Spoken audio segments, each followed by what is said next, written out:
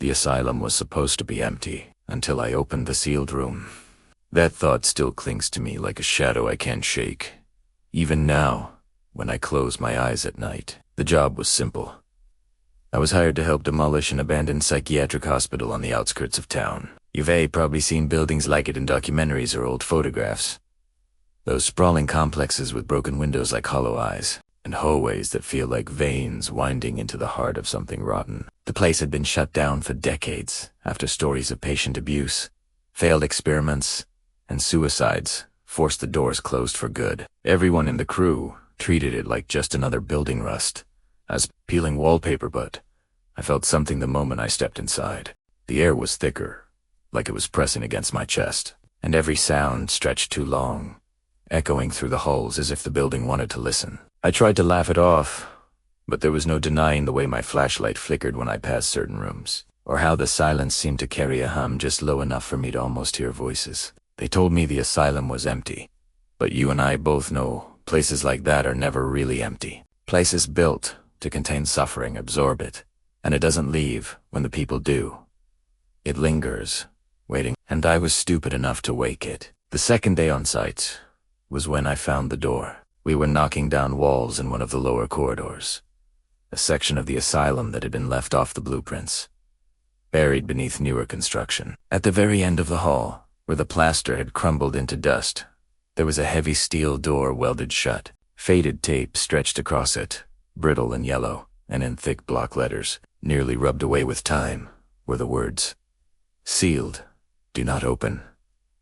I remember laughing, but the sound didn't feel like it was too loud in the quiet, like something mocking me from behind. I should have walked away, but instead I stared at it, feeling this pull in my gut, a mixture of dread and compulsion. Later, one of the crew members joked, "Bet there's a body in there." He was half smiling, but his eyes never met the door. That night, I dreamt of scratching, nails raking steel in steady rhythm, and when I woke up drenched in sweat, I could still hear it faintly, like it had followed me home. I came back the next day before the others, arm-merry and heart-pounding. Every swing rang too loud, every spark felt alive. When the last weld broke, the door shifted forward with a groan like something waking from a long sleep, and what I saw inside made my blood run cold. The room was no larger than a closet. Bare concrete walls carved deep with claw marks that overlapped so many times it looked like the stone itself was bleeding. In the center, bolted to the floor, was a chair with leather restraints still buckled. I thought it was empty until my flashlight caught the impression on the leather and outline of wrists and ankles pressed so deep it was like someone had never left. The smell hit me then, not just mold or rot, but something raw and metallic, like blood that never dried. And in that smell was something alive, breathing, waiting. I should have sealed the door again. I should have run, but curiosity is a sickness, and I was already infected. I stepped inside, the air colder, heavier, swallowing sound until even my breathing felt muffled. My light flickered once, twice, then steadied on the wall in front of me, and my stomach dropped. Scratched into the concrete, over and over, were words some so deep they cut grooves into the stone. "Let me out. Make it stop. Stay." The last word repeated hundreds of times, growing larger, messier, until the final scrawls tore into the ceiling. The air shifted behind me. I spun, but the door was still open, the hallway beyond stretching into shadow. And then I saw it in the chair, a figure, bound and still, head tilted at an impossible angle, skin the color of ash, mouth hanging open too wide, like it was frozen mid. Its eyes, or where eyes should have been, were hollow pits that seemed to swallow light. My chest tightened, every instinct screaming to run, but my legs locked. Then the thing's jaw clicked. Once, twice, and in a voice cracked and broken, like tearing paper, it whispered, "Stay."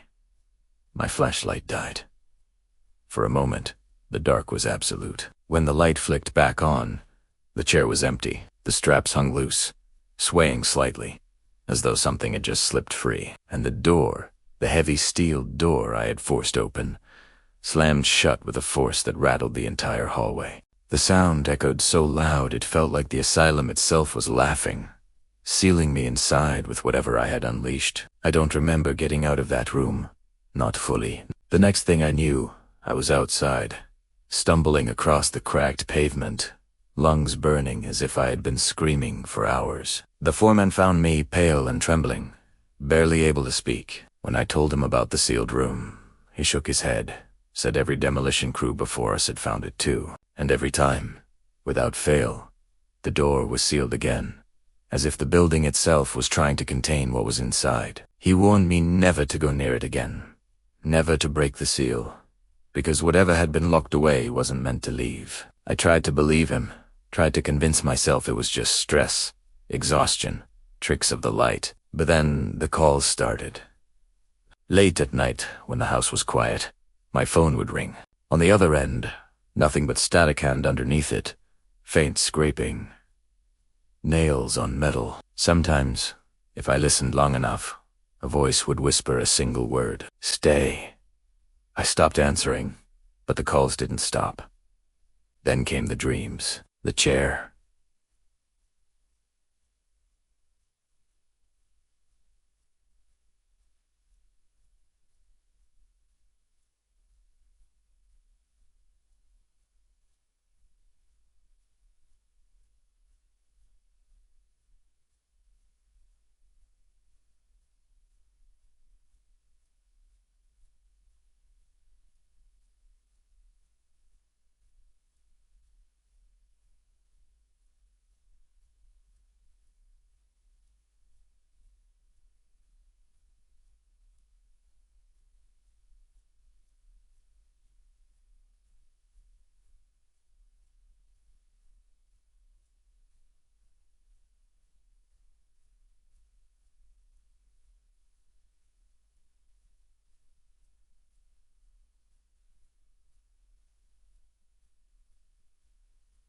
Its mouth opening wider each night, the whisper becoming a scream, until I woke with my throat raw, as if I had been the one screaming. And sometimes, when I looked in the mirror, I swore my eyes weren't mine anymore.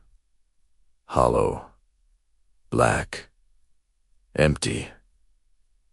The asylum hadn't let me go. It had followed me, carving its way into my life like those scratches on the wall. Now, the building is gone. They leveled it months ago. Nothing left but rubble and weeds. But I know the sealed room is still there, buried under the dirt, waiting, like a wound that never closes. Because sometimes, in the dead of night, when the world is silent, I hear it again, the slam of the steel door, the dragging of nails, the whisper that has haunted me since the day I opened it. Stay.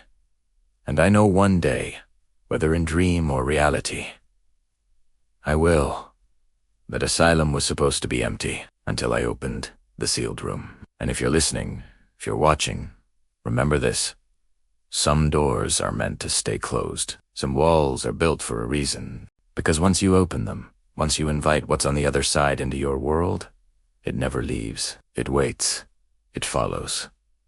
And it will find you, too. If you've made it this far, then you've already heard the whisper, haven't you? Don't look over your shoulder.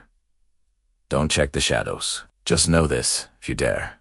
The next story waits for you. But be warned, it's not just darker than this one. It's waiting for you specifically. Click, if you're brave enough to let it in.